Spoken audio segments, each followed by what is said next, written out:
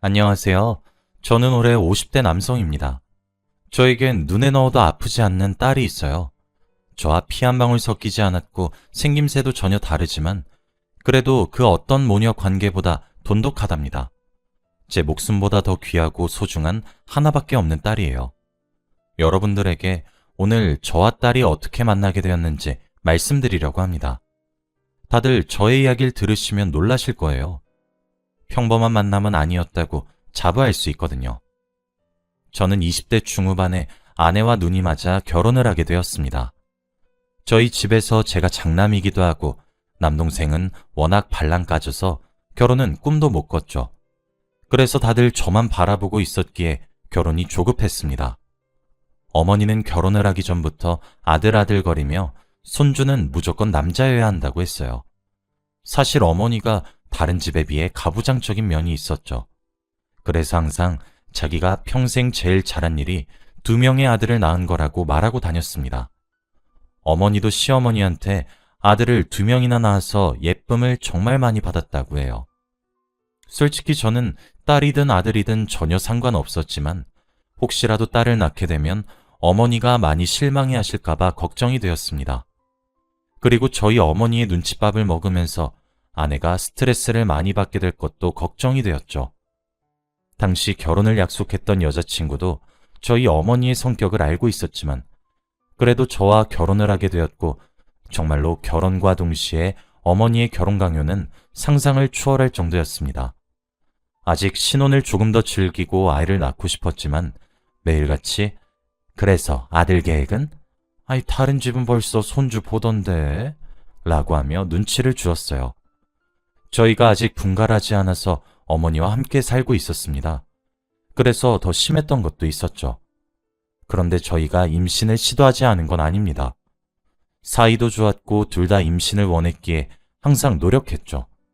그런데 생각외로 임신이란 것이 정말 어려운 거 있죠. 저희가 나이가 그렇게 많은 것도 아니었는데 마음대로 되지 않으니 답답할 노릇이었습니다. 그래서 결국 병원을 한번 가보기도 했어요. 혹시 둘 중에 한 사람이라도 문제가 있으면 큰일이니깐요. 그래서 병원에 들러 둘 다 검사를 진행했습니다. 비뇨기과에 먼저 들러 저를 먼저 검사를 했는데 다행히도 아무런 이상이 없다고 하더라고요. 아직 한창이고 임신 가능성 충분히 있다고 했습니다. 저는 안도감이 들었고 아내도 다행이라고 해주더라고요. 그리고 다음으로 산부인과를 갔어요. 아내가 검사를 받으러 들어갔고 저는 밖에서 기다리며 떨리는 마음으로 있었어요. 그리고 얼마 지나지 않아 저를 부르더라고요.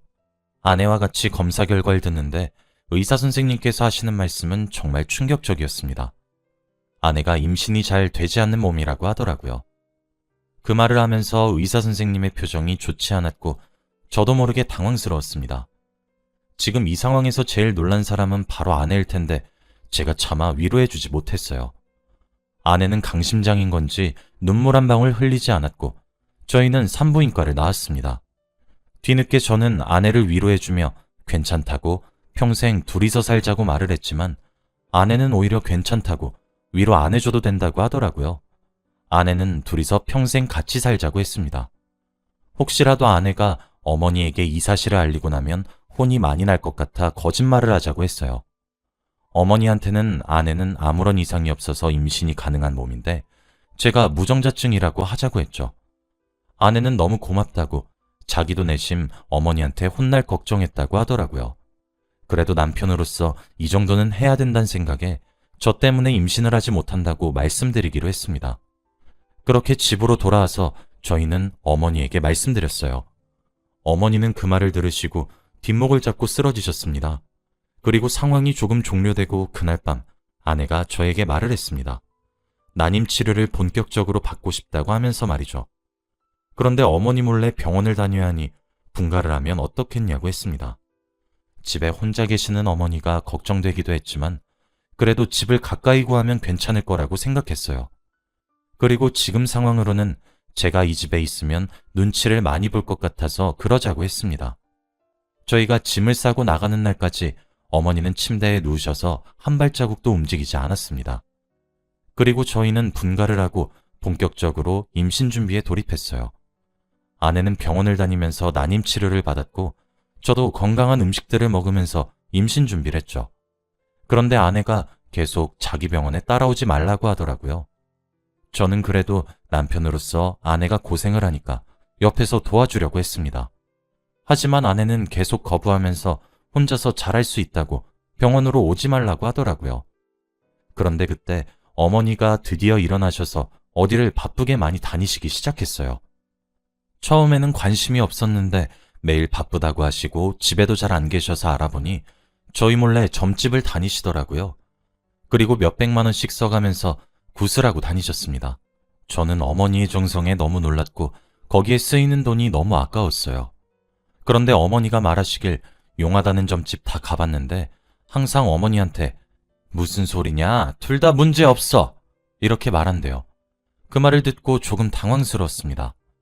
제가 문제가 없는 건 알겠지만 병원에서는 아내한테 분명히 난임이라고 말을 했잖아요. 그래서 혼자 속으로 병원 다니면서 난임 치료를 받아서 나아지고 있어서 그런 건가? 라고 생각했습니다. 그렇게 아내가 임신 준비를 하고 있었는데 도저히 힘들겠는지 저에게 진지하게 말을 하기 시작했어요. 여보, 나 진짜 너무 힘든데 우리 그냥 아이 입양하면 안 될까? 솔직히 저는 고민이 많이 되었어요.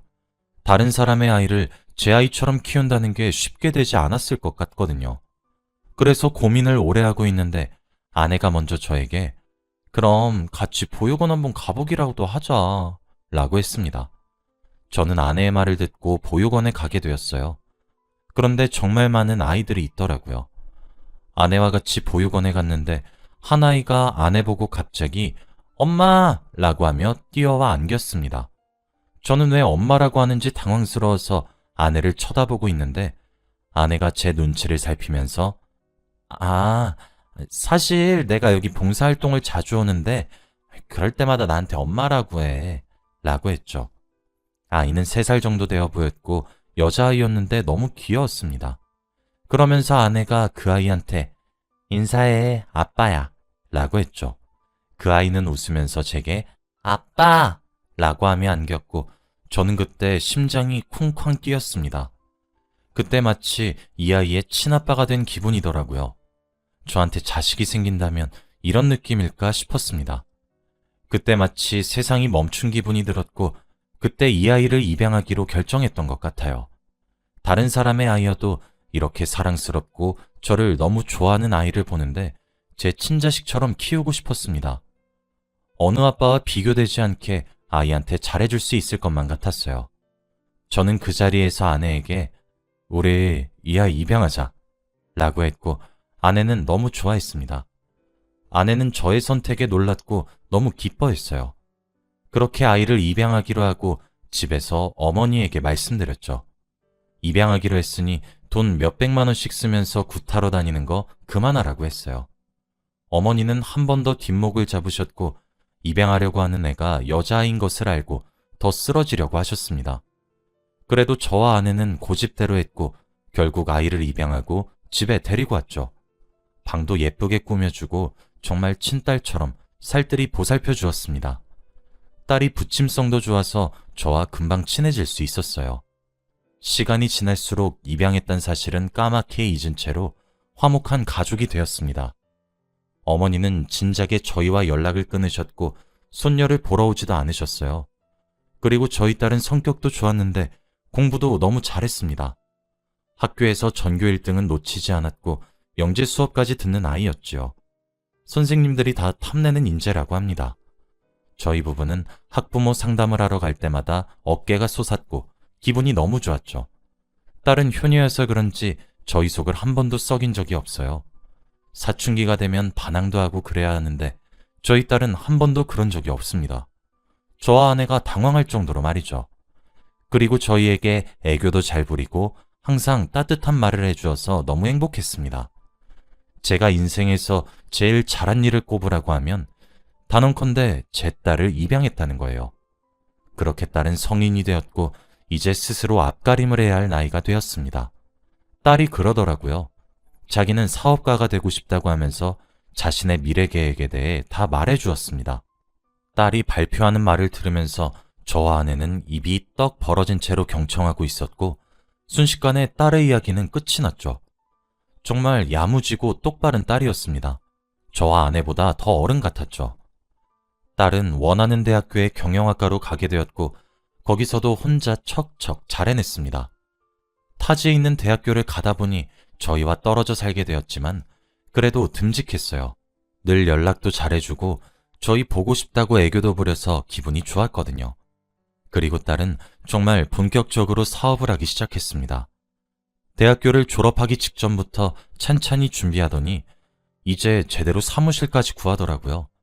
부모한테 손 한 번 안 벌리고 스스로 알바해서 모아둔 돈으로 사업 자금을 준비해서 시작한 일입니다.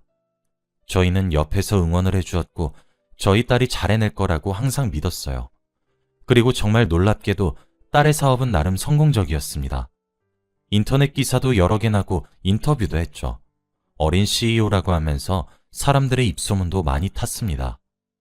많은 사람들이 저희 딸을 존경했고 멋지다고 했어요. 딸은 20대 중후반에 사업을 확장시켰고 정말 사업가가 되었습니다. 돈도 많이 벌었고 저와 아내 보고 당장 직장을 관두라고 했죠. 자기가 주는 돈 받으면서 놀면서 살라고 했습니다. 저와 아내는 그런 딸을 둔 게 너무 자랑스럽고 멋졌어요. 이렇게 평생 행복할 줄 알았고 인생에 굴곡은 없을 줄 알았습니다. 하지만 이것도 오래가지 못하더라고요.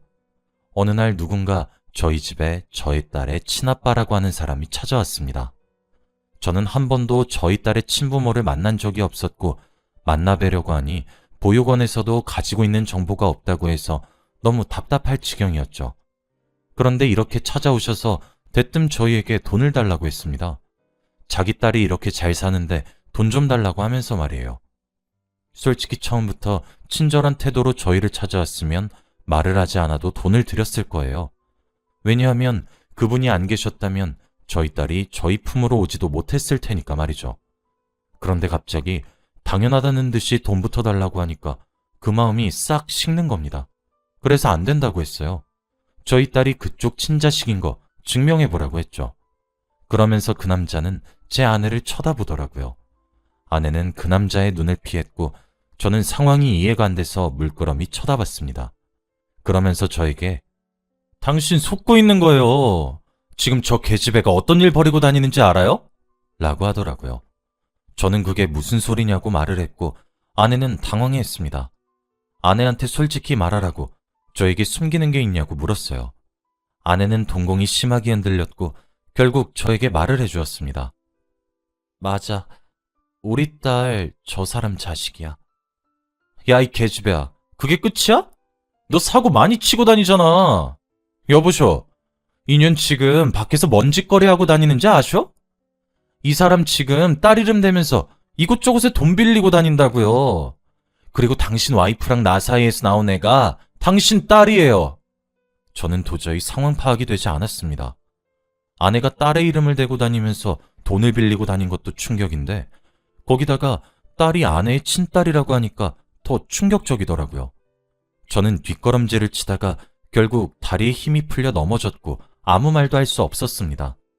그리고 그 남자가 돈을 달라고 한 이유가 아내가 그 사람에게 돈을 빌렸대요. 벌써 수천만 원 빌렸다고 했고 돈을 갚는다고 딸 이름 대면서 계속 빌렸다고 합니다. 그래서 당당하게 돈을 달라고 했던 거였죠. 그런데 여기서 끝이 아니었습니다.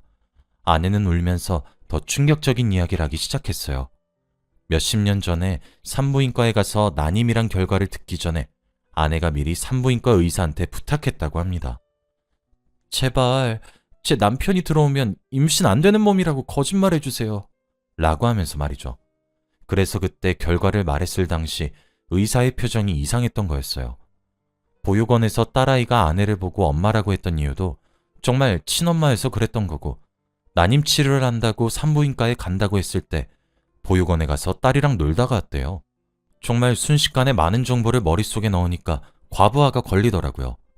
결국 아내는 자기 딸을 데리고 오기 위해서 난임이라고 거짓말을 한 겁니다. 그리고 제 눈앞에 있는 남자 사이에 아이가 있었단 것도 몰랐어요. 아내 말로는 어렸을 때 잠깐 실수를 했다고 합니다.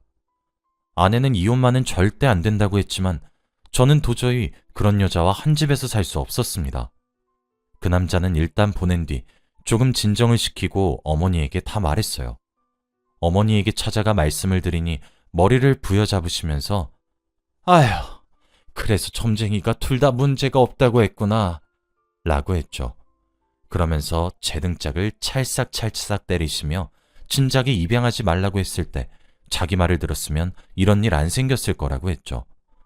눈치 없이 바로 입양을 하기로 한 제 자신이 너무 한심했고 그 여자한테 배신감도 미친 듯이 들었습니다.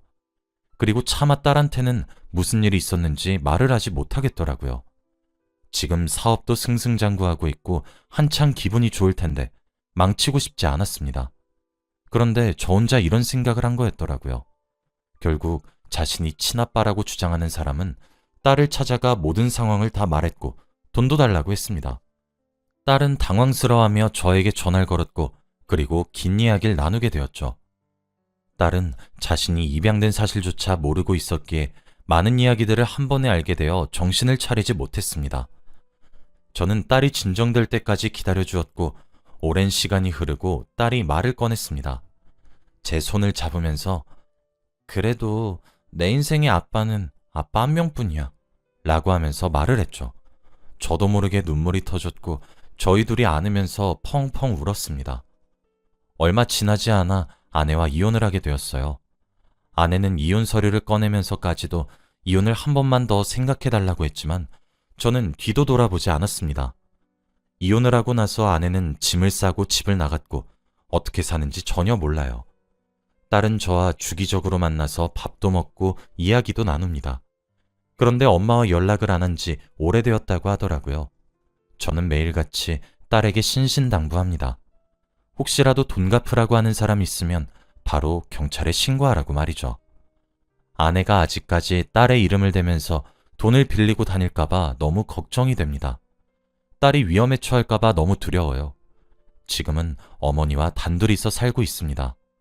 전 와이프는 어디서 뭐라고 사는지 전혀 소식이 없어요. 그리고 딸은 한 달에 적어도 4번은 꼭 만납니다. 어머니도 점점 딸에게 마음을 열고 있는 것 같아요. 여러분은 혹시 저 같은 일을 겪으신 적이 있나요? 세상에 정말 믿을 사람 하나 없다는 말이 틀린 말이 아닌 것 같습니다. 그 일이 있고 나서 사람을 잘 못 믿게 되었어요. 저보다 어린 나이에 많은 일을 겪게 된 딸에게 미안할 따름입니다. 저의 이야기는 여기까지입니다. 들어주셔서 감사해요.